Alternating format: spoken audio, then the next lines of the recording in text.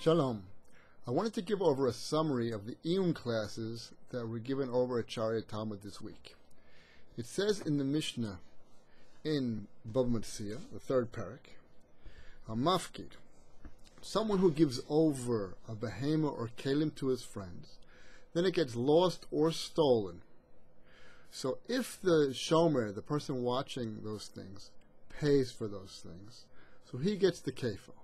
And if he takes a shavua, he takes an oath because he's pater in Genev and Aveda, assuming it's a shomer chinam, we'll talk about that in the next year, then he does not get the kefil. So basically the halacha is that if he pays for the animal, he will get the kefil. What are we referring to the kefil?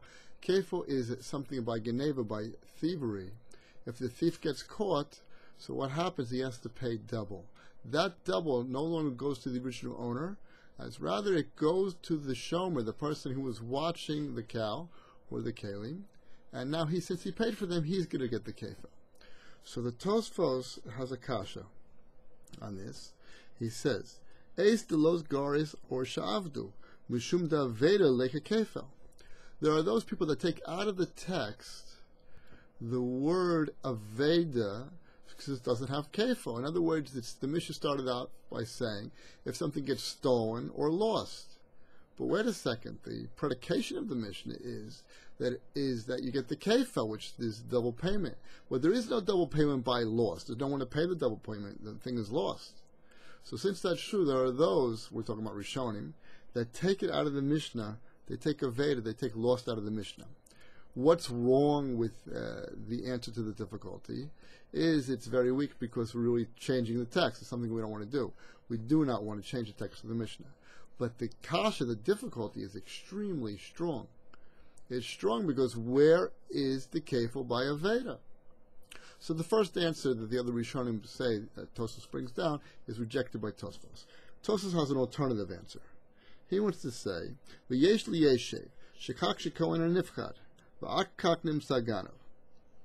That the case of loss is not really a fact. When the Mishnah says the thing was lost or stolen, it's not a fact that it was lost or stolen. Rather, it is the taina, the claim that the shomer, the person watching this object, made. He said it was lost or it was stolen. What is the case? He said it was lost. In the end, it was really stolen. That's also a good answer. But the weakness with that answer is the Mishnah, if you just read it, it says it's a fact. The fact is it was lost or stolen. Now we're making parish dokek. We're taking the text and we're twisting it a little bit and pushing it and saying that it no longer means a fact, but rather it means this was the claim that the shomer made. Okay? Also is a good answer, but it has its weakness because it doesn't fit exactly with the text. The Rashba has another answer to this question as where's the kefil, where's the double payment by aveda? Since there is no double payment. So he wants to say like this. The Rashba wants to say that lost includes the case where the object went up in value. In other words, we start out by saying the thing was stolen or lost. We continue on explaining what really happened in the case where a thing got stolen, that it gets the kefil. But it's really true that there is no kefil by aveda, and what's the case that the Mishnah is referring to in aveda is a case where the thing goes up in value. In other words, we gave it to the shomer, it got lost, the shomer paid for the object, and then we found it 6 months later, and it was a gold bar or something. It went up in value. Who gets that upgrade in value? That's also a potential answer, and a good answer. The only downside of that is it's a little bit strange because you started out with talking about Genev and Aveda, and then you continue and explain who gets the kefil, which is the fine, the double payment, which is only shayek, it's only applicable by Genev. You left out the predication by Aveda. The Aveda is supposed to get if the thing goes up in value, which is supposed to be learnt from the case of kefil, which is also an external upgrade in value. So we can learn one from the other. We're going to now learn the Mishnah to be like this. When the Mishnah says it was lost or it was stolen, what does stolen mean? We know it was stolen. We just don't know what happened before it was stolen. Was he posheya? Was he negligent or was he not negligent? And when it says aveda, We know it was lost. We just don't know what happened before. In other words, how was it lost? Was it lost through thievery, or was it lost through a different way? That will produce our case in a Veda that has kefil. Since we don't know where it is, what does it mean lost? Lost really, it comes out that really have a synonym in the sense that lost can mean I saw something lost. For example, if you open the car window and your kid's balloons fly out the window, so those balloons were lost, but you saw them lost. Or lost means I just don't know where it is. Adam come along, let's say Adam or Numda or some other way, we know that they're lost. And Adam, witness means witnesses, come along and say the thing was lost, but we don't know how it was lost. It's just not here, it's gone.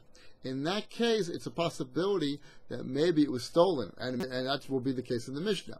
In other words, you will have kefil by an aveda that you knew a lost object, you knew it was lost, but you didn't know how. In the end, it turns out to be stolen. So, comes along that's an answer. It's a little bit dark. It comes along the Lechem Abiram, one of our great achronim, our later rabbis, and says, wait a second, let's see if I find the text inside. He says like this: if you wanted to tell me a simple law, which it appears the Mishnah is telling a simple law, the simple law is the one who pays gets the kefil. If that's true, let's step back from the Mishnah a moment. We had a problem with the Veda. We didn't know where the kefil was. Came along Tosafoes and said, no, it's a case where we know it was lost or we know it was stolen. We just don't know what happened before. It really comes out to be a little bit doche, says the Lechem Abiram. If you want to teach me a simple halacha, don't complicate the case. Don't say the case is a case for we didn't know what was happening before. It's a simple halacha. The one who pays gets the kefil. In order to fix up a Veda that you don't have kefil by Veda, you have to twist the case to say, making a kimta in the case, and say that it's the case we don't know what happened before. That's a little bit overkill. It doesn't make any sense. Not only that, I'll add, Rabbi Fenster also added in that, wait a second, now it's coming out that the case of Veda is also a case of Geneva. They're both cases of Geneva, so what do you gain one over the other? It's a problem. And not only that, along with in the lines of the Lechem Abiram, but why did you have to make an akimta in both cases? If you're just trying to solve the Aveda case where the object was lost. So I understand that it means lost means you don't know where it is, and maybe it was stolen. It happens to be the Mishnah speaking about a case was stolen. But why make an akimta in the Geneva case? Why say by Geneva we don't know what happened before, that it was Pesha or not? So those are the three problems that comes out from the Lechem Abiram that he has in the Tosafoes. So the Lechem Abiram wants to answer like this. No, you thought that the Mishnah was just coming to tell you a simple halacha, that the one who pays, he gets the kefil. It's not true. It must be that the Mishnah, according to this Tosafoes, in other words, if you read the Tosafoes into the Mishnah has a complicated case for a reason. The reason is because the Mishnah also wants to tell you the concept, the reasoning behind the Mishnah is his ideas of the das makne, the thinking of the one who's giving over the kefil. In other words, the chiddush really is in Geneva, and a Veda is not a chiddush. You don't really need a Veda in the Mishnah. The chiddush in Geneva, which means zu ve'ein tzrik lomar zu. This is the chiddush, and I don't need the case of a Veda. What's the chiddush in Geneva? The chiddush is that even though we know, let's say through Adam, even though the one who had the animal, and he knows the animal was stolen, and there's, let's say, a 75% chance that he's going to get the animal back, and they're going to catch, not that he's going to get the animal back, but there's a 75% chance that he is going to get kefil. But still, in order for him to get the karen, in order for him to get the principal, he's willing to give up the kefil, even in a case where he knows. That would be the chiddush of the Mishnah. Which means we don't need to tell you the chiddush. It's peshita. If you know that he's willing to give up, even when he knows that it was stolen, and there's a chance that he was going to get the kefil. So surely, when the original owner thinks that it was lost, and there's a very good chance he'll never see the kefil because there is no kefil by a Veda. so then surely he will give up the kefil, and really you didn't need to write in the Mishnah. That answers one of our problems. Our problem was, well, why are you making it answers three of our problems. This answers three of our problems. Why did you make such a strange akimta in the Mishnah to tell us over a simple halacha? The answer is the Mishnah is not just coming to tell you a simple halacha. The Mishnah is coming to tell you this idea of the das makne, the understanding of the owner and why he wants to give over the kefil. It answers another kasha. Why make it an akimta in both? Why do we make an akimta both in Geneva and Aveda when you only had to make the akimta in Aveda? You didn't have to say that Geneva was a case where you didn't know it was pasha or not. The answer is no, the gufa. The chiddush isn't the Geneva. I wanted to tell you that he knew that it was stolen. He didn't know what happened before, and still he is willing to give over the kefil. And number three,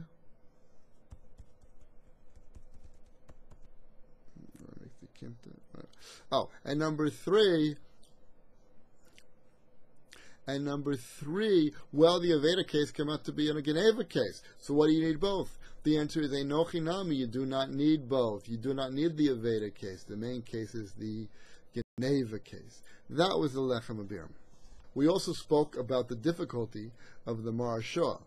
The Marashah didn't understand, well, there was also a fifth answer to this difficulty as to where is the kefil when it comes to Aveda. Well, according to the Marashah, it's a very simple case. A toin tainis ganav.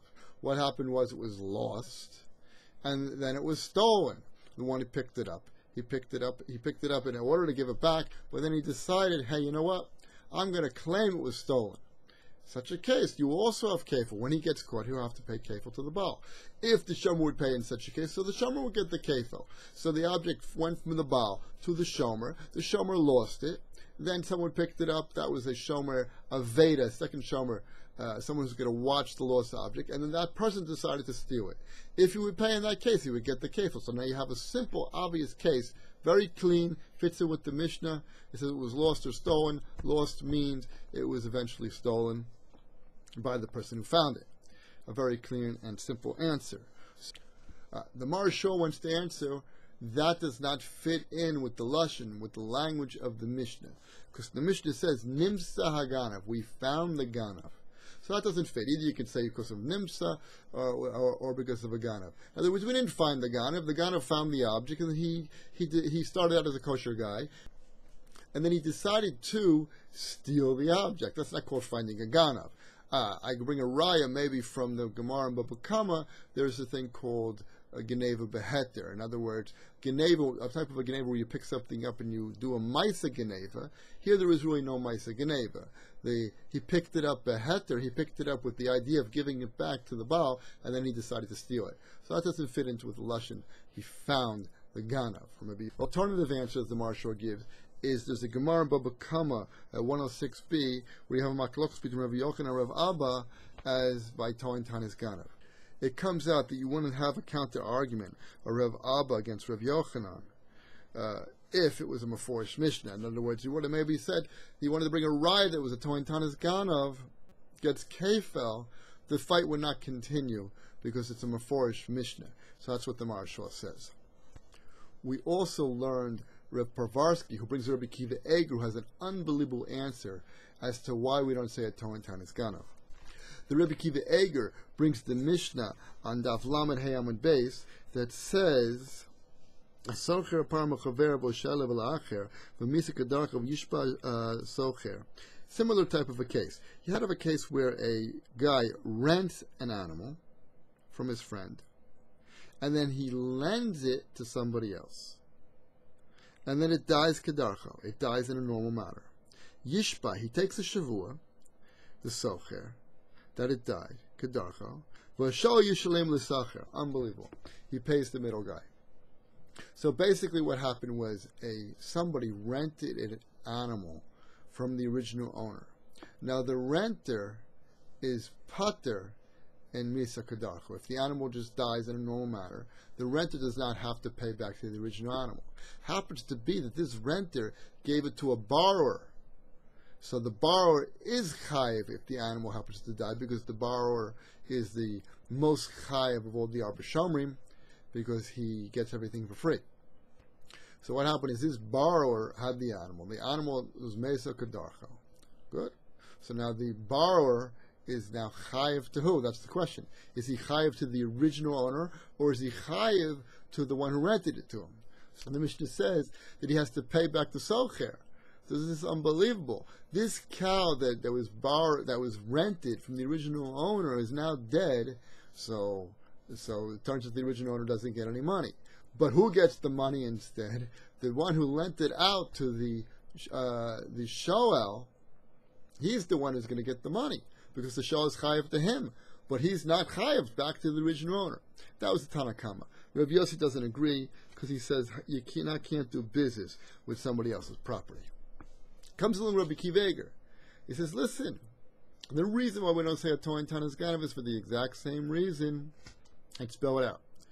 You have a original owner who gives it to a shomer, and then the shomer loses it. It falls into the hands of a third party, and that third party decides to steal it. Good. So the original shomer is pater. Let's assume he's a shomer chinam. He's a shomer chinam. He did a favor to the guy to watch the same thing. If he would take a shavua, so he would be pater. So now, even if he takes a shavua, it turns out that he's going to get the kefil. Why is he going to get the kefil? Because he's pater to the original owner. This shomer chinam is pater to the original owner if he takes a shavua.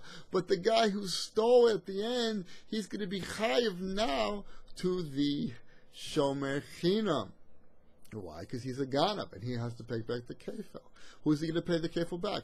Just like we said that if a socher gave an animal over to a shoel, the shoel would have to pay back the socher, so too a ganav would have to pay back to the shomer chinam, because the shomer chinam is pater to the baal when he takes a shavua. So the Rabbi Kiva Eger says even if he takes a shavua, he's going to be pater. So that's why you couldn't include the case of a Toin Tanas Ganav in the Mishnah, because that case is he gets the kefil even if he takes a shavua. Not only if he pays, the Mishnah says if he pays, he gets the kefil.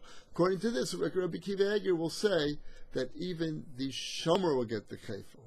You have to think about the dimyon there, but that's an amazing case. And that's what we covered this week in Sharia Talmud in the Gemara Shiur.